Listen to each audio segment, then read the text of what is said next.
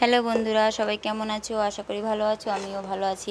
আজকে তোমাদের জন্য নিয়ে এলাম নতুন একটা রেসিপি। নতুন বলতে আমার কাছে নতুন, এই ভিডিওটা করেছিলাম সেই শীতকালে, তো পোস্ট করা হয়নি, ভাবলাম এখন সেটা পোস্ট করে দিই, তোমাদের সাথে শেয়ার করে নিই।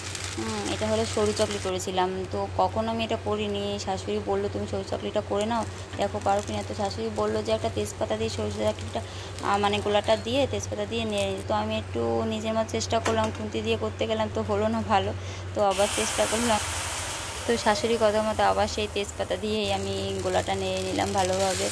হ্যাঁ, তো বলে না বয়স্কদের কথা শুনতে হয়, সেরকম আমার অবস্থা সেটাই, যে নিজে নিজে চেষ্টা করতে গিয়ে কিছুই হলো না, সেই শাশুড়ির কথা মতো আমাকে করতে হলো। হ্যাঁ, তো তারপর সবগুলো ভালোই হলো, একে একে সবগুলো তুলে নিতে পারলাম। দেখো কেমন হয়েছে সবগুলো চকলিগুলো। হ্যাঁ, তোমরাও ভালো লাগলে মানে এটা করে খেতে পারো, দারুণ কিন্তু খেতে খুব ভালো। শীতকালের মানে এটা খেতে খুবই সত্যি ভালো লাগে। তো ভিডিওটা যদি ভালো লাগে শেয়ার করে দেবে, লাইক কমেন্টস